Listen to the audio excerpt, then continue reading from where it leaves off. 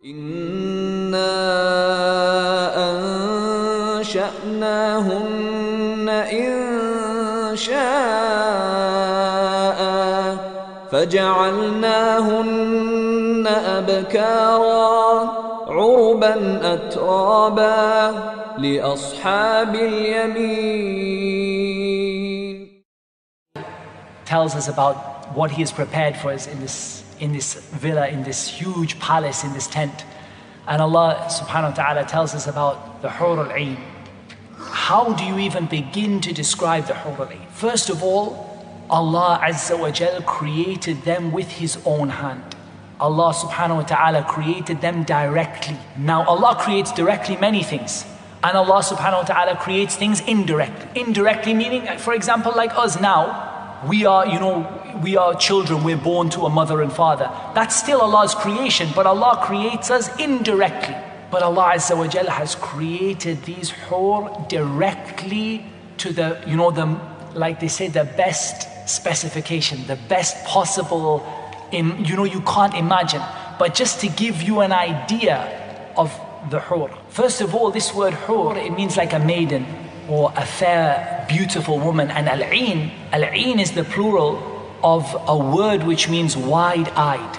They have wide eyes. And one of the things, if one of them were to look over onto this world, the entire world would be filled with light. And her khimar, her headscarf, the veil that she wears over her head is better than the dunya and everything that is in it. The least of the people of Jannah will be married to two of the Hur al-Ain. But we're not interested in the least. We want the most. 72 of the Hur al-Ain.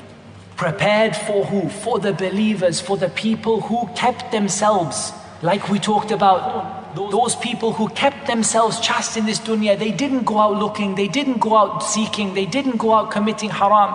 And Allah Azza wa Jal prepared for them the Hur al-Ain. These beautiful, wide-eyed virgins. And Allah Azza wa Jal mentions, Inna ansha'nahunna insha'a. We have created them a direct creation, a magnificent creation. We have made them into virgins, not just into virgins, by the way, but Allah Azza wa Jal, as He mentioned, لَمْ يَطْمِثْهُنَّ إِنسٌ قَبْلَهُمْ وَلَا جَانٌ. No man, no jinn has ever touched them, has ever had any intimacy with them. They have been created, each one of them, for their husband specifically.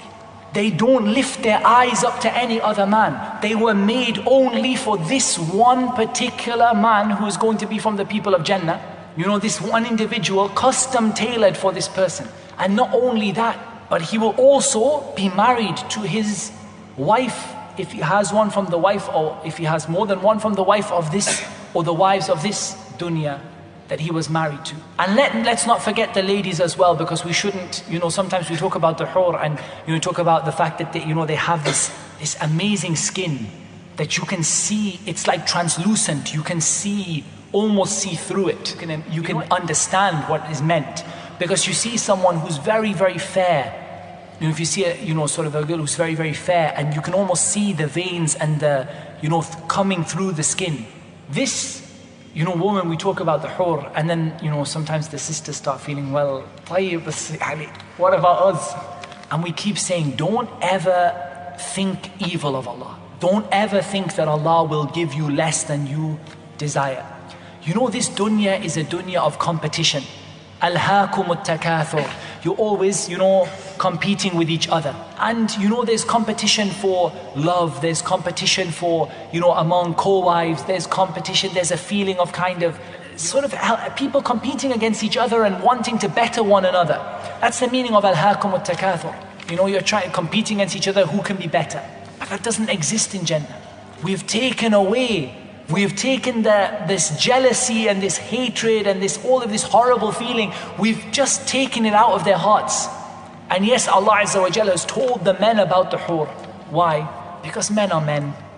And men have a temptation sometimes to have a wandering eye and have a look at what is across the road, and maybe have a look at what is on the internet, and have a look at this and have a look at that. So Allah Azza wa Jalla wants to give you something that you can strive for, that is better than that is more motivating, that you want to say, no, I'm going to cover my gaze because I've got some ladies waiting for me in Jannah.